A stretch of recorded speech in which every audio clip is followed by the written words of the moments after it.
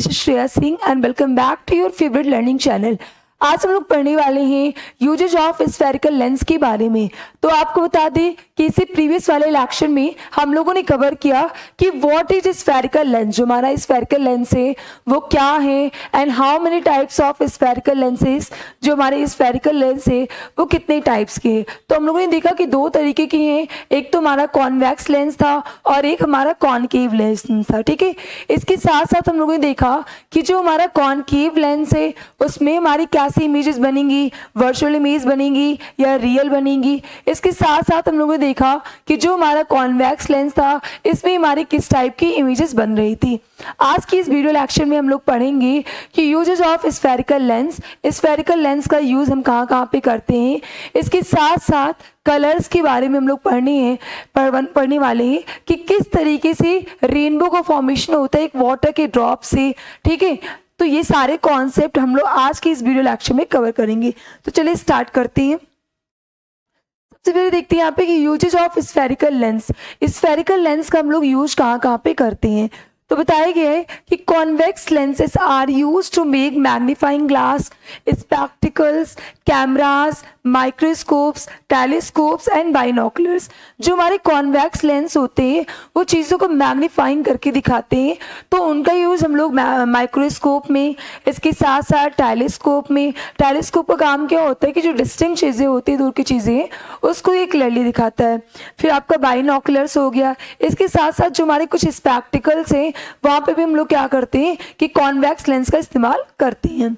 आप क्या कह रहे हैं यहाँ पे कॉनकेव लेंस की बात करें तो concave lenses are used to make certain kind of spectacles, eye hole और peep hole in the door to get a panoramic view of the objects outside the door. तो जो हमारा कॉनकेव लेंस है इसका इस्तेमाल हम लोग क्या करते हैं कि जो हमारा आई होल या पीप होल जो दरवाजे में होता है, छोटा सा होल होता है, उससे अंदर की चीज़ों को सारा देखते हैं बाहर से, तो पीप होल में या ठीक है या डोर होल कह सकते हैं।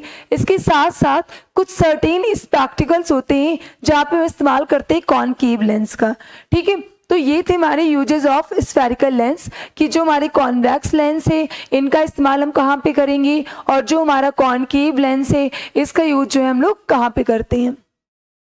अब यहाँ पे कि main differences in the images form by spherical mirrors and spherical lens. तो जो हमारा स्फेरिकल मिरर है और जो हमारा स्फेरिकल लेंस है इन दोनों के बीच में मेन क्या डिफरेंस है।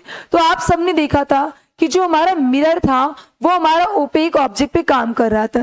जैसे कि हम बात करें तो ये हो गया हमारा कॉनकेव मिरर और ये हो जाएगा हमारा कॉन्वेक्स मिरर। तो आप क्या देख रहे हैं कि ये जो कॉनकेव एंड कॉन्वेक्स मिरर है ये कैसा ऑब्जेक्ट, हमारा ओपेक ऑब्जेक्ट है, क्योंकि इसकी बैक साइड में यहाँ पे देख रहे हैं कि आउटवर्ड्स इसकी सिल्वरी पॉलिश्ड है। अगर कॉन्वेक्स की बात करें तो इसमें इनवर्ड्स क्या होता है, हमारा सिल्वरी पॉलिश्ड है। तो इसका क्या मतलब है कि जो हमारा स्फेरिकल मिरर था वो हमारा ओपेक ऑब्जेक्ट पे काम कर रहा था। इसके साथ साथ हम देखें कि अगर हमारे यहाँ पे तो सेंटर हो जाएगा, अगर इसमें हमारी कोई लाइट रेज पड़ रही थी तो ये लाइट रेज हमारी क्या कर रही थी कि हमारी सारी लाइट रेज क्या कर रही थी कि आके रिफ्लेक्ट कर जा रही थी। यानी कि क्या होता है कि जो हमारा मिरर है वो ओपेक ऑब्जेक्ट पे काम करता है, इसके साथ साथ उसमें रिफ्लेक्शन ऑफ लाइट होता है। ठीक है, यहाँ पे यही बताया गया है कि images form by spherical mirrors are due to reflection of light from their surfaces. यानी कि क्या होता है कि जो हमारा मिरर था वो रिफ्लेक्शन ऑफ लाइट पे काम करता है कि जैसे उसमें लाइट रेज पड़ती हैं वो बाउंस बैक कर जाती है, यानी कि रिफ्लेक्ट कर जाती है, जो कि आपको यहाँ पे इस इमेजेस में देखने को मिल रहा है। नेक्स्ट क्या है कि images formed by spherical lenses are due in refraction of light or bending of light through the lenses। ठीक है, अगर हम बात करें कि लेंस में क्या होता है तो पहली चीज आपने देखा कि जो लेंस था बेटा वो हमारा कैसा था, वो हमारा ट्रांसपेरेंट ग्लास था, यानी जो भी लाइट आएंगी वो कंप्लीटली हमारी ट्रांसमिट हो जाएंगी इस लेंस से। सेकंड पॉइंट क्या है कि वो हमारा रिफ्लेक्शन ऑफ लाइट पे काम कर रहा था और जो हमारा लेंस होगा वो रिफ्रैक्शन ऑफ लाइट पे काम करेगा। अगर हम बात करें रिफ्रैक्शन की, the bending of light when it move from one medium to another medium. तो देखिए यहाँ पे ये हमारा कॉन्वेक्स लेंस, आपको पता है कि बीच में यहाँ पे हो जाएगा इसको ऑप्टिक सेंटर।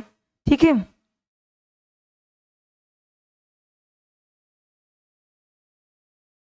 अब यहाँ से हमने क्या किया कि कोई भी लाइट रेस को डाला, तो आपको पता है कि भाई ये तो हमारा ट्रांसपेरेंट है, इसमें से लाइट हमारी ट्रांसमिट हो जाएंगी, तो ये तो हमारा हो गया प्रिंसिपल एक्सिस। इसके पैरेलल जो भी हम लाइट रेस डाल रहे हैं, तो आप क्या देखेंगे कि ये सारी लाइट रेस क्या कर जाएंगी कि एक पॉइंट पे आकर के ये हमारी मीट कर जाएंगी, यहाँ पे कहीं इसका फोकस हो जाएगा। ठीक है, तो ये सारी लाइट रेस क्या होंगी कि एक पॉइंट पे आके मीट कर गई। तो आपने क्या देखा कि जैसे ही इसमें लाइट रेस पड़ी, ये लाइट रेस हमारी क्या हो गई कि बेंड कर गई, यानी मुड़ गई। तो यहाँ पे रिफ्रैक्शन का मतलब क्या है कि द बेंडिंग ऑफ लाइट, यानी लाइट का बेंड हो जाना। जब कोई लाइट रेस एक मीडियम से दूसरे मीडियम में जाती है, तो वो लाइट रेस हमारी बेंड कर जाती है, और इसी फिनोमेना को हम लोग बोलते हैं रिफ्रैक्शन। तो जो बेटा हमारा लेंसेस है वो हमारे रिफ्लेक्शन पे काम ना करके रिफ्रैक्शन पे काम करता है। तो यहाँ पे जो मेन डिफरेंस था कि spherical mirror and spherical lens के बारे में, तो पहले आपका मेन क्या हो जाएगा कि जो हमारा स्फेरिकल मिरर है वो हमारा ओपेक ऑब्जेक्ट पे काम करता है, जबकि जो हमारा स्फेरिकल लेंस है वो हमारा ट्रांसपेरेंट ग्लास पे काम करेगा। सेकेंड पॉइंट, जो हमारा स्फेरिकल मिरर था वो रिफ्लेक्शन ऑफ लाइट पे काम करता है, जबकि क्या है कि जो हमारा स्फेरिकल लेंस है वो रिफ्रैक्शन पे काम करेगा। रिफ्रैक्शन का मतलब यही है कि जब लाइट रेज कोई एक मीडियम से दूसरे मीडियम में जाएंगी, तो वो लाइट रेज क्या कर रही है, हमारी बेंड कर जा रही है, यानी मुड़ जा रही है, और इसी फिनोमेना को हम लोग क्या बोलते हैं, रिफ्रैक्शन ऑफ लाइट। अब देखिए यहाँ पे क्या है कि summary of types of images form by different surfaces. अब देखो जो अलग अलग सरफेसेस थे, यानी कि प्लेन मिरर था हमारा, ठीक है, इसके साथ साथ concave mirror, convex mirror, concave lens and convex lens, ये सारे जो डिफरेंट सरफेसेस थे उसमें हमारे किस तरीके की इमेजेस का फॉर्मेशन होता है, ये आपने प्रीवियस वाले सारे लेक्चर में कवर कर लिया है। तो इसकी आपकी समरी दी गई है टोटल कि जो हमारे डिफरेंट टाइप के जो हमारे सरफेसेस थे उसमें हमारे अलग अलग टाइप की जो इमेजेस का फॉर्मेशन हो रहा है वो आपको एक साथ यहाँ पे दिया गया है, जिससे आप इजिली जो है लर्न कर लें। पहला पॉइंट है टाइप्स ऑफ रिफ्लेक्शन सरफेस, मतलब जो हमारा रिफ्लेक्टिंग सरफेस है वो कैसा है, यानी प्लेन मिरर है, या फिर वो कॉनकेव मिरर है, या वो कॉन्वेक्स मिरर है, या फिर वो कॉन्वेक्स लेंस है, या वो कॉनकेव लेंस है। तो प्लेन मिरर की अगर हम बात करें यहाँ पे दिया गया टाइप्स ऑफ इमेजेस फॉर्म। तो प्लेन मिरर में आप सबने पढ़ा था कि जो हमारी इमेज बनती है वो वर्चुअल होती हैं। वर्चुअल इमेज की अगर हम बात करें बेटा, वर्चुअल इमेज क्या होता है कि ऐसी इमेजेस जिसको आप स्क्रीन पे ऑब्टेन ना कर सको। तो जो आपको प्लेन मिरर में चेहरा आपको दिख रहा है, क्या आप उसको स्क्रीन पे ऑब्टेन कर सकते नहीं। तो प्लेन मिरर में जो इमेज बनती है वो वर्चुअल होती है, और आप सबको पता है कि जो वर्चुअल इमेज होती है वो इरेक्ट होंगी, इसके साथ साथ लैटरली इन्वर्टेड। लैटरली इन्वर्टेड का मतलब बेटा ये है कि अगर वो लेफ्ट में लिखी है तो राइट में दिखाएगा, यानी अगर मिरर के सामने अगर आप अपना लेफ्ट हैंड खड़ा करेंगे तो आपको राइट हैंड दिखाई देगा। तो प्लेन मिरर में जो इमेज बनेंगी वो वर्चुअल होंगी, वर्चुअल इमेज हमेशा इरेक्ट होंगी, लैटरली इन्वर्टेड का मतलब लेफ्ट टू राइट दिखाएंगी। इसके साथ साथ same distance behind the mirror as the object, जैसे कि ये क्या हो गया आपका, ठीक है, ये है आपका बेटा प्लेन मिरर, और इसके सामने हमने कोई ऑब्जेक्ट रख दिया है। इस ऑब्जेक्ट से इस मिरर के बीच की डिस्टेंस जो है ये 4 सेंटीमीटर है। तो आपको पता है कि जस्ट बिहाइंड मिरर की जो भी इमेजेस का फॉर्मेशन होगा वो भी कितने सेंटीमीटर पे होगा, तो वो भी हमारा 4 सेंटीमीटर पे होगा। तो यही कह रहा है कि same distances behind the mirror as the object. कहने का ये मतलब है कि मिरर से जितनी ऑब्जेक्ट की डिस्टेंस होगी उसके जस्ट बिहाइंड मिरर की उतनी ही डिस्टेंस पे इमेजेस का फॉर्मेशन होगा। सेकेंड पॉइंट क्या कह रहे हैं यहाँ पे कि जो हमारा कॉनकेव मिरर है इसमें हमारी किस तरीके की इमेजेस का फॉर्मेशन होगा। तो पहला कह रहा है कि real inverted reduce in size if object is very far from the mirror. तो आपने देखा था जो हमारा कॉनकेव मिरर था वो रियल इमेज का भी फॉर्मेशन कर रहा था, इसके साथ साथ वो वर्चुअल इमेज का भी फॉर्मेशन कर रहा था।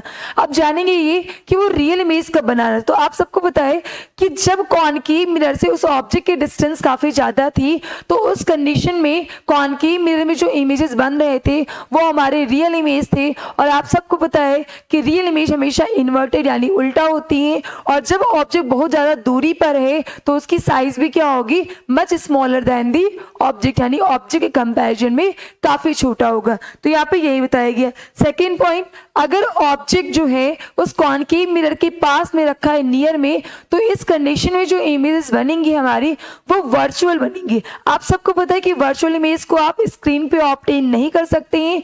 इसके साथ साथ वर्चुअल इमेज हमेशा इरेक्ट यानी कि सीधी होंगी, और क्या होंगी यहाँ पे कि magnified in size if object is close to the mirror. अगर मिरर के पास में रखा है तो उसका जो साइज होगा, इमेज का जो साइज होगा वो उसको काफी बड़ा करके दिखाएगा। तो यहाँ पे हमने देखा कि कॉनकेव मिरर में किस तरीके के हमारे इमेजेस का फॉर्मेशन हो रहा था।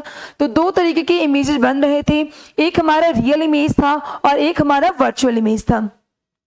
अगर हम बात करें रियल इमेज की, तो अगर कॉनकेव मिरर से ऑब्जेक्ट की डिस्टेंस ज़्यादा है तो उस कंडीशन में हमारी रियल इमेज बन रही थी। रियल इमेज हमेशा इन्वर्टेड होंगी and much smaller than the object, object के कंपैरिजन में काफ़ी छोटी होंगी। अगर कॉनकेव मिरर से उस ऑब्जेक्ट की डिस्टेंस यानी नियर है, काफ़ी पास में है, तो इस कंडीशन में जो इमेज बनेंगी वो वर्चुअल इमेज होंगी, और जो हमारी वर्चुअल इमेज होती हैं वो हमारी इरेक्ट होंगी and magnifying as the object, object को क्या करके दिखाएंगी कि मैग्नीफाइंग यानी कि बड़ा करके दिखाएंगी। नेक्स्ट बेटे यहाँ पे कॉन्वेक्स मिरर। तो आप सबको पता है कि जो हमारा कॉन्वेक्स मिरर होता है इसमें हमेशा वर्चुअल इमेज बनेगी, और वर्चुअल इमेज हमेशा इरेक्ट होंगी, और इनके अगर ऑब्जेक्ट की साइज की बात करें तो स्मॉलर दैन दी ऑब्जेक्ट होंगी। तो यहाँ पे यही बताया गया है कि वर्चुअल होंगी, इरेक्ट होंगी एंड रिड्यूस इन साइज, जितना बड़ा आपका ऑब्जेक्ट है उसी कंपैरिजन में क्या होंगे कि ये छोटे होंगे।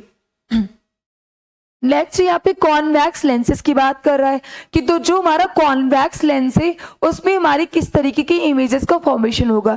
तो आप सबको मैंने पहले ही बता दिया है कि जो हमारा कॉन्वेक्स लेंस है act like a concave mirror, concave mirror की तरह काम करेगा। जिस तरीके से कॉनकेव मिरर में दोनों इमेजेस फॉर्म हो रही थी यानी रियल और वर्चुअल, ठीक ऐसे ही जो हमारा कॉन्वेक्स लेंस होगा इसमें भी हमारी दोनों तरीके की इमेजेस का फॉर्मेशन होगा, यानी कि रियल इमेज बनेगा और वर्चुअल इमेज भी बनेगा। अब क्वेश्चन ये राइज होता है कि रियल कब बनेगा और वर्चुअल कब बनेगा। तो रियल की अगर हम बात करें तो इसमें रियल इमेज तब बनेगा जब हमारे कॉन्वेक्स लेंस से उस ऑब्जेक्ट की डिस्टेंस ज्यादा होगी, उस कंडीशन में जो इमेज बनेगा वो रियल होगा। और आप सबको पता है कि जो रियल इमेज होगा वो इन्वर्टेड होगा, इसके साथ साथ क्या होगा कि उसकी दूरी बहुत ज़्यादा है, इस वजह से इसका साइज भी कैसा होगा, रिड्यूस इन साइज, साइज में छोटा होगा। यहाँ पे यही बताया गया है कि कॉन्वेक्स लेंस में कि real inverted reduce in size if the object is far away from the lens. अगर लेंस से उस ऑब्जेक्ट की दूरी बहुत ज़्यादा है तो उस कंडीशन में जो इमेज बनेंगी वो रियल होंगी। रियल इमेज हमेशा इन्वर्टेड होगा और इसके साथ साथ साइज में भी रिड्यूस्ड होगा। अगर हम बात करें वर्चुअल इमेज की तो वर्चुअल इमेज आपकी इरेक्ट होंगी, मैग्नीफाइंग होगी, ठीक है, अगर क्या है कि उस लेंस से उस ऑब्जेक्ट की डिस्टेंस क्या है, बहुत कम है। अब देखेंगे कॉनकेव लेंस। तो जो हमारा कॉनकेव लेंस बेटा वो किसकी तरह काम कर रहा है, तो जो हमारा कॉनकेव लेंस है वो किसकी तरह काम करेगा कि जो कॉनकेव है यहाँ पे, तो कॉनकेव काम करेगा कॉन्वेक्स मिरर की तरह, यानी यहाँ पे जो इमेजेस का फॉर्मेशन होगा वो हमेशा वर्चुअल इमेज बनेगी। और आपको पता है कि वर्चुअल इमेज कैसी होती है, हमेशा इरेक्ट होंगी, ठीक है। तो वर्चुअल होगा, इरेक्ट होगा और इसके साथ साथ रिड्यूस्ड इन साइज, यानी साइज में कैसा होगा, छोटा होगा। अब यहाँ पे हम लोग जानेंगे कलर्स के बारे में कि कलर्स क्या है, ठीक है। तो यहाँ पे कह रहे हैं कि when we look through a soap bubbles or a rainbow, we see 7 colors, namely violet, indigo, blue, green, yellow, orange and red.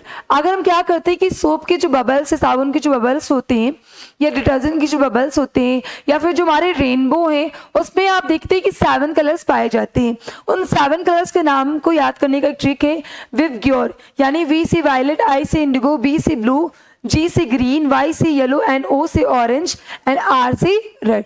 तो violet, indigo, blue, green, yellow, orange and red, ठीक है। ये 7 कलर हमारे constituent होते हैं white colours में, ठीक है। कह रहे कि why do we see 7 colours in the rainbow. जो हमारा रेनबो है बेटा इसमें 7 कलर्स ही क्यों देखने को मिलते हैं, ठीक है, जो हमारा रेनबो है इसमें हमारे 7 कलर्स ही क्यों देखने को मिलते हैं?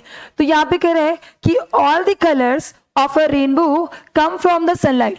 इसमें क्या होता है कि जितने भी हमारे रेनबो से कलर आते हैं वो सारे सनलाइट से आते हैं। ठीक है, आपको पता है कि जो सन की लाइट है वो हमारी वाइट लाइट होती है और इस वाइट लाइट में हमारे 7 कलर कॉन्स्टिट्यूएंट होते हैं। तो यहाँ पे यही कह रहा है कि all the colours of rainbow come from sunlight. Rainbow usually occurs during और आफ्टर रेन शावर। ठीक है, रेनबो आपका तभी बनता है जब बारिश होता है, बारिश होने के बाद में। चलिए यहाँ पे हम लोग देखते हैं। देखिए आपको पता,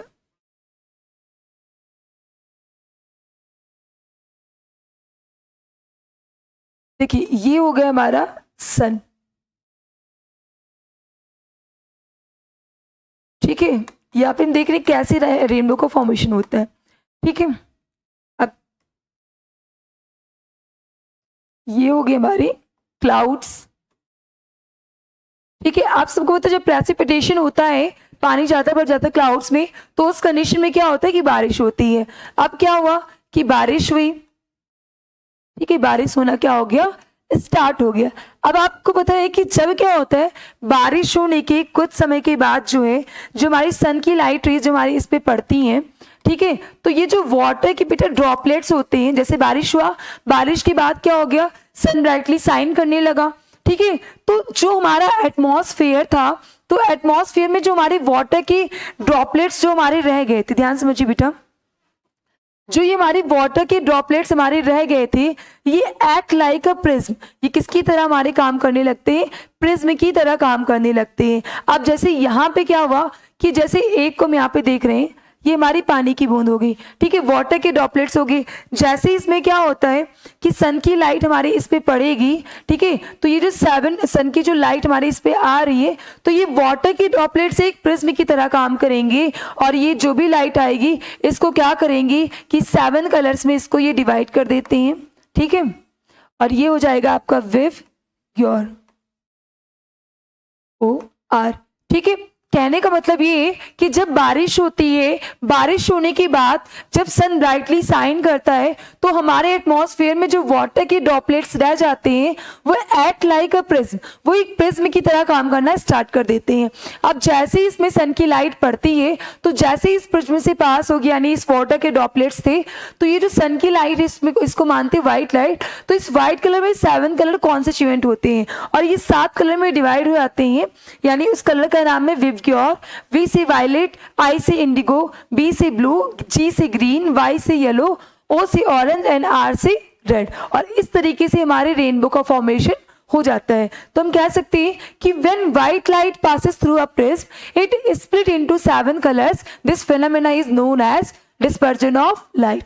अगर बात करें what is dispersion of light, dispersion of light क्या है, तो डिस्पर्जन ऑफ लाइट की अगर बात करें बेटा कि जब सन की आने वाली जो लाइट है, जो व्हाइट लाइट है, जैसे ही वो किसी भी प्रिज्म से या वाटर ड्रॉपलेट जो कि प्रिज्म की तरह काम करते हैं, जैसे इसमें से पास होती है तो वो 7 कलर्स में डिवाइड हो जाती है और इसी फिनोमेना को हम लोग क्या बोलते हैं, डिस्पर्जन ऑफ लाइट बोलते हैं। और इस तरीके से आपका रेनबो का फॉर्मेशन हुआ कि जैसे ही बारिश हुई, बारिश होने के बाद जो वाटर के ड्रॉपलेट्स थे वो हमारे एटमॉस्फेयर में रह गए और जो वाटर के ड्रॉपलेट्स हैं वो एक प्रिज्म की तरह काम करना स्टार्ट कर देते हैं।